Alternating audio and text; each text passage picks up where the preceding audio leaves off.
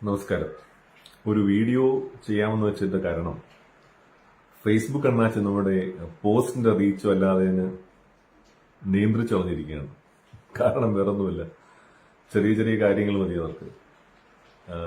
പണ്ടുള്ള ഒരു യാത്രയിലെ ഫോട്ടോയില്, ഒരു കുടുംബ ഫോട്ടോയില് എന്റെ മോൻ 1 വയസ്സായിരുന്നപ്പോൾ ഉള്ള ഒരു ഫോട്ടോ, അതിനകത്ത് അവൻ നിൽക്കുന്ന ഒരു ഫോട്ടോയാണ്.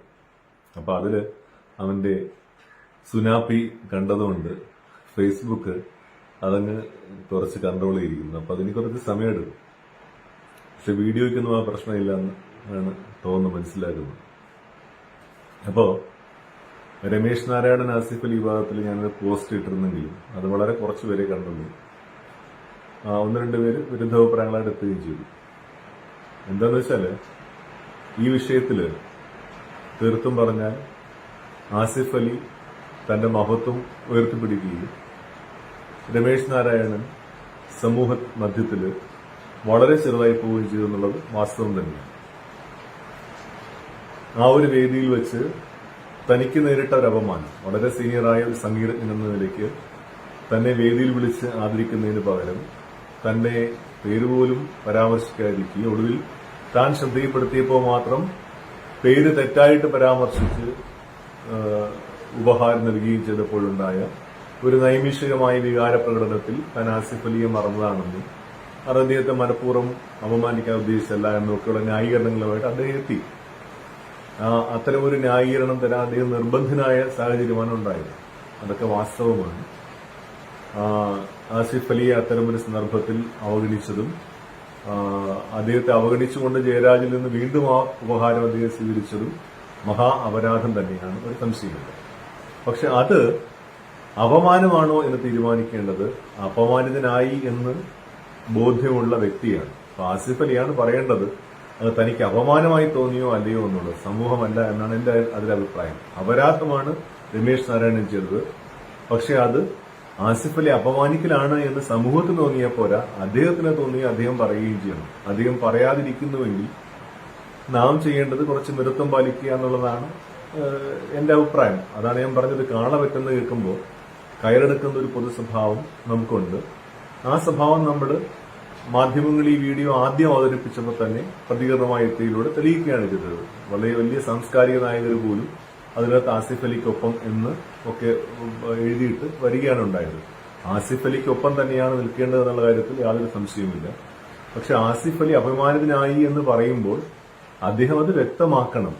മറിച്ച് ആ സന്ദർഭത്തിൽ തന്റെ സ്വതസിദ്ധമായ പുഞ്ചിരിയോടുകൂടി നിഷ്കളങ്കതയോടുകൂടി അദ്ദേഹം സ്വന്തം ഇരിപ്പിടത്തിലേക്ക് പോവുകയും ആ ചടങ്ങിന് ഭംഗം വരുത്താതിരിക്കുകയും തുടർന്ന് സഭ്യമായ മൗനം പാലിക്കുകയും ചെയ്യുന്ന സാഹചര്യത്തിൽ നമ്മൾ ഈ വിഷയത്തെ ഒരുപാട് വഷളാക്കുകയും ഒരു മനുഷ്യന് മേൽ ഒരു ക്രൂരമായ കടന്നാക്രമണം നടത്തുകയും ചെയ്തു എന്നുള്ളതാണ് വാസ്തവം.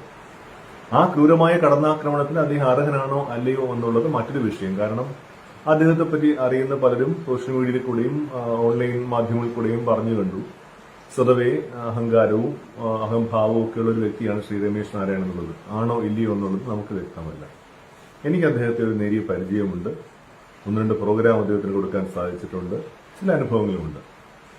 ഇതില് കലാകാരന്മാരെ സംബന്ധിച്ചിടത്തോളം അവരൊക്കെ അപകർഷതാബോധത്തിന്റെയും അല്ലെങ്കിൽ ഉപരി ബോധത്തിന്റെയൊക്കെ വക്താക്കളാണ് പലപ്പോഴും. ഈ സ്വത്വബോധങ്ങൾക്ക് കാരണം പലപ്പോഴും അവരെത്തിച്ചേർന്ന ഒരു സീനിയോറിറ്റി ലെവലും സമൂഹത്തിലെ അവരുടെ സ്ഥാനവും അവരുടെ മഹാപ്രതിഭയും പിന്നെ ജാതിബോധവും ഒക്കെ തന്നെയാണെന്ന് പറയേണ്ടി വരും. അത് കലാകാരന്മാർക്ക് മാത്രമല്ല നമുക്കും ഉള്ളതാണ് ഈ അപകർഷതാബോധവും ഉപരിബോധവും ഒക്കെ തന്നെയെങ്കിലും കലാകാരന്മാരിൽ ഒരു ഈഗോ എന്ന് പറയുന്നതും അത്തരം അഹംബോധം എന്ന് പറയുന്നതും വളരെ കൂടുതലാണ് പല കലാകാരന്മാരിൽ. എല്ലാവരിലും ഒന്നും പറയുന്നില്ല. നമ്മൾ കലാകാരങ്ങൾ കണ്ടിട്ടുള്ളതുമാണ്. അപ്പോ അതിന്റെ ബഹിർസ്ഫുരണങ്ങളാണ് പല വേദികളിലും നാം പലപ്പോഴും കണ്ടിട്ടുള്ളത്. പക്ഷേ അന്നൊന്നും നമ്മൾ എത്രത്തോളം പ്രതികരിച്ചില്ല എന്ന് ആലോചിക്കുന്നുണ്ട്. അപ്പോ ഒരു കാര്യം മനസ്സിലാക്കേണ്ടത് ഇവിടെ മറുഭാഗത്ത് ആസിഫ് അലി എന്ന മലയാളി ഏറ്റവും അധികം ഇഷ്ടപ്പെടുന്ന നിഷ്കളങ്കനും സൗമ്യനും സ്വന്തം വഴിതെളിച്ചു വന്ന ഒരു ചെറുപ്പക്കാരനായ നടനുമായതുകൊണ്ടാണ് എന്നത് നാം ഓർക്കണം. അത് മാത്രമല്ല, ഈ നടൻ, ചലച്ചിത്ര നടൻ, നടി എന്ന് പറയുന്ന ചില നാമങ്ങൾ സമൂഹത്തില് സൃഷ്ടിക്കുന്ന ഇഷ്ടത്തിന്റെയും ആരാധനയുടെയൊക്കെ ഒരു വേറിട്ട തലമുണ്ട്. അതൊരിക്കലും ഒരു സംഗീതജ്ഞനൊന്നും കിട്ടുന്നതല്ല. അപ്പോ നമുക്ക് ഇഷ്ടപ്പെടുന്ന ഒരു നടനെ, ആരാധിക്കുന്ന നടനെ അപമാനിച്ചു എന്ന ബോധമാണ് നമ്മിൽ ഇത്തരം പ്രതികരണങ്ങൾ ഉളവാക്കുന്നത്. മറിച്ച് ഒന്ന് ചിന്തിച്ചു, ആസിഫ് അലിയുടെ സ്ഥാനത്ത് ഭീമൻ രഘു ആയിരുന്നെങ്കിൽ ഇത്രയും പ്രതികരണങ്ങൾ ഉണ്ടാകുമായിരുന്നു, സമ്മിശ്ര പ്രതികരണങ്ങളാകുമായിരുന്നില്ലേ ഉണ്ടാകുമായിരുന്നത് എന്നൊക്കെയുള്ള ചിന്തിക്കേണ്ട കാര്യമാണ്. രമേശ് നാരായണന്റെ സ്ഥാനത്ത് സാക്ഷാൽ ദേവരാജൻ മാഷിനാണ് ഇങ്ങനെ ഒരു അപമാനം സംഘാടകരിൽ നിന്ന് കിട്ടിയതെങ്കിലുള്ള സ്ഥിതി കൂടി നമ്മളൊന്ന് ആലോചിക്കണം. അപ്പൊ ഇത്തരം വസ്തുക്കളെല്ലാം കണക്കിലെടുത്തുകൊണ്ട് വേണം നമ്മൾ പ്രതികരിക്കാൻ എന്നാണ് എനിക്ക് ഈ ഒരു വിഷയത്തിൽ പറയാനുള്ളത്. ഞാൻ ആവർത്തിച്ച് പറയുന്നു, ശ്രീ രമേശ് നാരായണൻ ചെയ്തത്, അതായത് ആസിഫ് അലിയെ അവഗണിച്ചുകൊണ്ട് ജയരാജൻ എന്നത് വീണ്ടും ഏറ്റുവാങ്ങിയതൊക്കെ തന്നെ വളരെയധികം തെറ്റായ സംഭവമാണ്. അതിന് 2-3 കാരണങ്ങളുണ്ടാവാം. ഒന്ന്, താൻ അപമാനിതനായി എന്ന തോന്നലിൽ നിന്നുള്ള ക്ഷണികമായ വികാര പ്രകടനം വിവേകത്തെ മറികടന്ന് ഉണ്ടായതാവാം. അല്ലെങ്കിൽ സ്വന്തം അഹംബോധവും അഹംഭാവമോ ഒക്കെ ആവാം.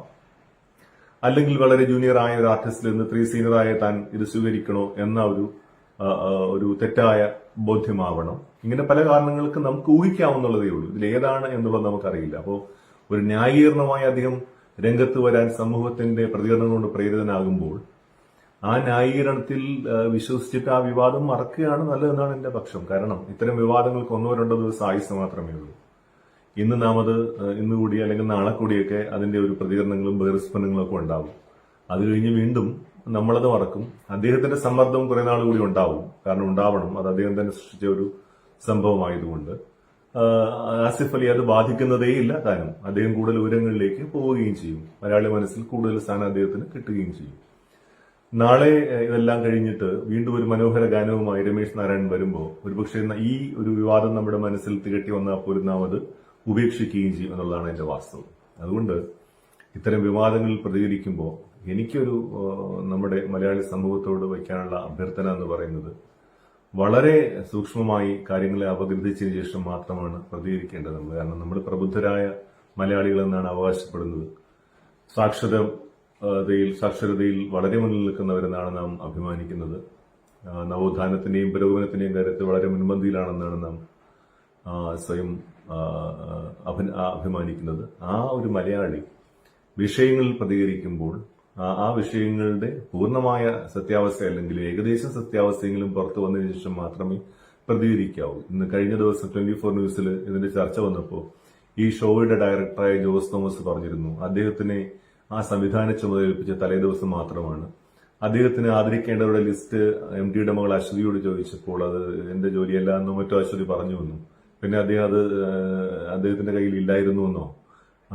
അത് കഴിഞ്ഞിട്ട് അശ്വതി തന്നെ രമേശ് നാരായണനെ ആദരിച്ചില്ല, ഉപഹാരം കൊടുത്തില്ല എന്ന് ശ്രദ്ധയപ്പെടുത്തിയപ്പോൾ അദ്ദേഹം അവതാരകയെ കൊണ്ട് അത് പറയിപ്പിച്ച് നൽകുകയായിരുന്നുവെന്നും ആ സമയത്ത് അദ്ദേഹം വയലന്റായി ഇങ്ങനെ പെരുമാറുകയായിരുന്നു എന്നൊക്കെയാണ് ജോസ് തോമസ് തന്നെ പറഞ്ഞത്. അപ്പോൾ വയലന്റായി അദ്ദേഹം പെരുമാറിയതിന്റെ കാരണം ഇതാണ്, സംഘാടനത്തിൽ വന്ന പിഴവാണ്. അപ്പൊ ആ വസ്തുത നമ്മൾ മറച്ചുവയ്ക്കാൻ പാടില്ല. സംഘാടനത്തിൽ വന്ന പിഴവതിനകത്തുണ്ട്. ആ പിഴവിൽ ഒരു വൈകാരിക പ്രകടനം വിവേകത്തെ മറികടന്നിട്ട് വെറും വികാര പ്രകടനമായിട്ട് മാറുകയും സ്വയം അദ്ദേഹം ചെറുതാവുകയും ചെയ്തു എന്നുള്ളതാണ് വാസ്തവം. അത് മാപ്പർഹിക്കാത്ത ഒരു തെറ്റൊന്നുമല്ല. ജാമ്യമില്ലാത്ത കുറ്റം എന്ന് പറയും പോലെ മാപ്പർഹിക്കാത്ത ഒരു തെറ്റൊന്നുമില്ല. അതിന് മാപ്പൊക്കെ വേണ്ടത് തന്നെയാണ്. കാലം അതിനെയൊക്കെ ഉണക്കിയിട്ട് ഒരുപക്ഷെ ഇതിലും മനോഹരമായ ഗാനങ്ങളുമായി അദ്ദേഹം വരും. ഒരു നറുപുഷ്പമായി നേർക്ക് നീളുന്ന മെഴുവിനെ ആരുടേതാവാം എന്നുപോലെയുള്ള മനോഹര ഗാനങ്ങൾ ഇനിയും പിറക്കട്ടെ. അദ്ദേഹം കൂടുതൽ ജാഗ്രതയോടുകൂടി പ്രവർത്തിക്കട്ടെ. പക്വത അദ്ദേഹത്തിന് കൂടുതൽ വിവേകം നൽകട്ടെ. ഇത്തരം സന്ദർഭങ്ങളിൽ പ്രതികരിക്കുമ്പോൾ കൂടുതൽ വിനയാന്വിതനാവട്ടെ എന്നൊക്കെ നമുക്ക് ആശിക്കാം.